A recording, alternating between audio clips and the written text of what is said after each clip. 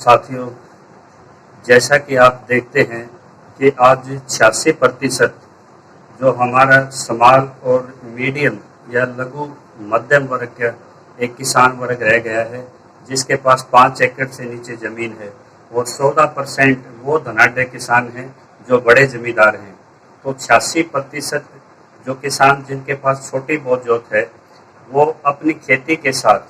जो बड़े ज़मींदार हैं जिनके 15 एकड़ है, 20 एकड़ है, उनकी फसल को भी वो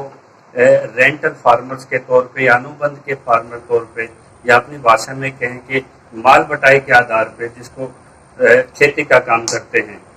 तो जब भी किसान के हितों की बात होती है तो वो जो मार्जिनल फार्मर है वो कहीं नज़र नहीं आता। तो सरकार से जब भी कभी बातचीत हो या सरकार की नीतियों में कहीं हस्तक्षेप हो, तो आपने देखा होगा वो 14% का प्रतिनिधित्व 86% के हितों को खा जाता है। आपको सच्चाई ये समझनी होगी कि जब आपकी फसल का जो रेंटल तय होता है, कहीं 30,000 होता है, कहीं पे आपका 25,000 होता है और कहीं 50,000 तक होता है।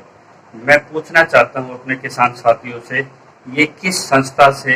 किस फार्मूले से, CAPC के किस आंकड़े से, कहाँ से तय होता है? 50 रुपए की फसल बढ़ोतरी के लिए, बोनस के लिए हम सड़कों पे आते हैं। उन 14% जो किसान, जो बड़े किसान हैं, उनके नेतृत्व के इशारे पे हम उनके झंडे उठा के उनके पीछे दौड़ लेते हैं, और 50 रुपए, 100 रुपए के लिए हमें लंबी जंग लड़नी पड़ती है। लेकिन जो हमारा रेंटल वार्षिक तय होता है, जब उसको तय करने की बारी आती है तो वो फार्मूला और वो न्याय का सिद्धांत कहीं साथ में रखे और उसको खत्म कर दिया जाता है। जब आपके मूल्य निर्धारण की लागत की हर चीज का पैमाना है, जिस पे आपका न्यूनतम समर्थन मूल्य तय करता है, तो उसी के हिसाब से जो खेत का जो किराया होता है उसका भी एक सूचांक होना चाहिए था। लेकिन उस पे वो शीर्ष नेतृत्व कभी नहीं बोलेगा। जिसकी खेती आप कर रहे हैं, 86% किसान वर्ग या उनके परिवार उन बड़े किसानों की खेतों की बहुत जोत कर रहे हैं। जब उनको लगता है कि इस पे कोई कॉर्पोरेट फार्मिंग आएगी और कोई इस तरह की खेती होगी जैसे अमेरिका में और यूरोप के देशों में होता है कि वहाँ ज़्यादा क्षेत्र में एक फसल बोई जाती है और उसके जितनी आपकी ज़मीन है उसके अनुपात से टोटल लाभ से आपका डिवाइड करके कर दिया जाता है। जब भी कृषि की कोई सुधार की बात होती है तो ये 86% वर्ग 14% वर्ग के हाथ से निकलता नजर आता है, और वो उसका जोर शोर से विरोध करने के लिए आप लोगों को आगे कर देते हैं। आप सबसे पहले ये जो गुलामी है, ये मानसिकता है आज़ादी के इतने वर्षों के बाद, दशकों के बाद, तो जब हम इससे मुक्त नहीं हो पाए, इसका आकलन हमने नहीं किया कि हमारे जो साल का किराया है वो बिल्कुल गलत होता है, और किसी तरह से उस 86% वर्ग से उनको अपने खेतों पे खेती करानी है, मजदूरी करानी है। एक तरह से बंधुआ मजदूर बन के रह गए हैं। आप देखोगे शीर्ष किसान कोई 2,500 एकड़ का किसान है, कोई 3,000 करोड़ तक की संपत्ति का किसान है, और उनमें ज्यादातर व्यापारियों के प्रतिनिधित्व हैं, ज्यादातर उनमें सांसद हैं। महाराष्ट्र में देखा होगा आपने, सबसे ज्यादा गन्ना मिल वहाँ शरद पवार की होती थी, उसके बाद नितिन गडकरी की आती हैं।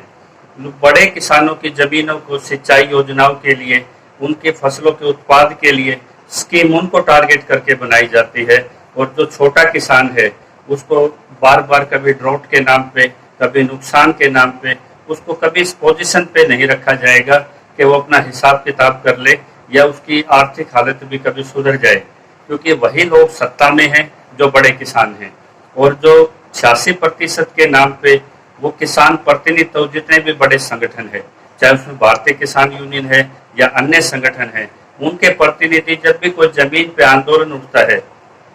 उसी समानांतर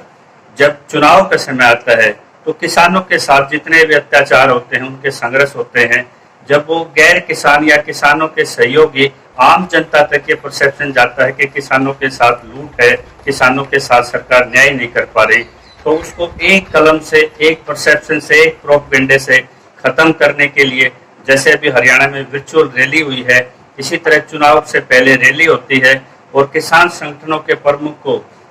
काजू कतली और चाय के न्योते पे बुला के ये संदेश दिया जाता है कि आपकी मांगों पर विचार हो रहा है, और बड़ी सहमति से वो अंतिम चुनाव वर्ष में चुप भी हो जाते हैं। इसी तरह से बड़ौदा उपचुनाव से पहले कुछ किसान संगठनों के प्रमुखों से सांकेतिक विरोध दिखाएंगे और चंडीगढ़ में जैसे किसान संघ है, अगर कोई भी संगठन नहीं मिला तो उसके प्रतिनिधि को बुला लेंगे और जिसमें जो 86% किसान है उसके जो संघर्ष है उसको खत्म करने के लिए और उसकी जो पीड़ा है जो जनमानस तक, आम जनता तक जाए,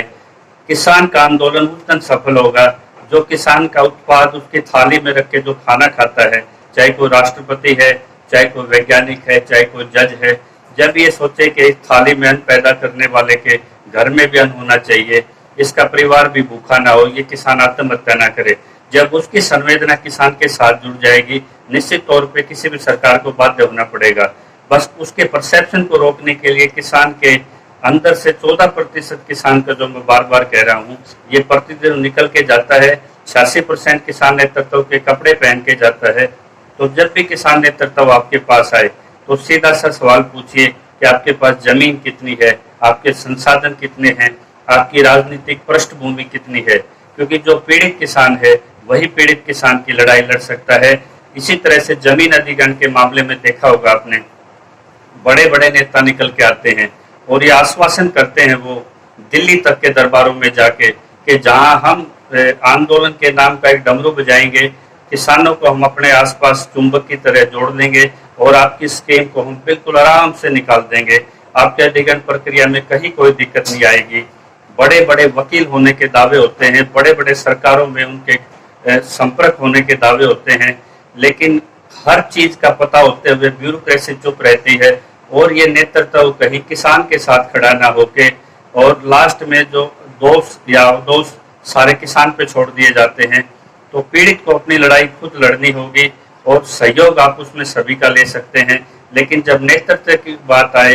बातचीत की बात आए, तो उस किसान वर्ग को ये सोचना होगा कि जितने रिफॉर्म है निश्चित तौर पर उसको फायदा तो करेंगे, लेकिन वो परसेप्शन उस तक आने नहीं दिया जाता। इसी तरह से दिल्ली में एक स्कीम चली थी रिन्यूएबल एनर्जी की, जिसमें खेत की मेड़ पे आपके सोलर के लगने थे, 40,000 रुपये वार्षिक उसका किराया मिलना था, लेकिन विरोध के लिए विरोध होकर किसान को भ्रमित किया गया और आज उन स्कीमों को बार बार किसान उठा रहा है। पोली हाउस की स्कीम थी, कितनी स्कीमें आती हैं। पहली बात तो जिस देश में करप्शन हो उस देश में स्कीमों के पूरे लाभ अंतिम छोर तक नहीं पहुंच पाते, कहीं पहुंचने के आसार भी होते हैं। तो ये सदन प्रतिनिधित्व है, ये उस स्कीम को आप तक नहीं पहुंचने देता। तो किसान को सजग होना पड़ेगा, अपना प्रतिनिधित्व उसको ये जांच परख करनी पड़ेगी कि वो गैर राजनीतिक हो और किसी ऐसी पृष्ठभूमि से उसके कुछ निहित स्वार्थ न हो और अच्छा हो कि किसान का नेतृत्व एक सभा और एक समूह के रूप में हो, ना कि किसी व्यक्ति विशेष के रूप में हो।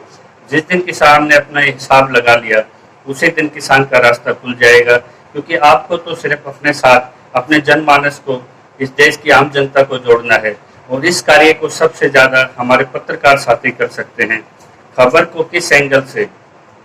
किस परसेप्शन से अंतिम छोर तक पहुंचाना है, मुख्यमंत्री और सरकारों से क्या सवाल करने हैं, कहाँ वो चुप रह जाते हैं, ये सारा मोल्ड करने का काम हमारे पत्रकार कर सकते हैं और किसान की पीड़ा के साथ बाकी देश को जोड़ सकते हैं। अब ये आपने तय करना है कि आप अपना नेतृत्व किन हाथों में देते हैं या स्वयं सजग रह के अपने हितों की बात करते हैं। जिस दिन आपने अपना हिसाब किताब लगा लिया कि नैया पार होगी, तो इसके लिए आप सजग रहिए और नेतृत्व पे हमेशा शक रखिए, सरकारों पे भी शक कीजिए, लेकिन योजनाओं को अच्छे से परखिए और उससे सीधा अपना संपर्क जोड़ के देखिए कि इसमें किसानों का क्या लाभ और क्या नुकसान है। जय किसान।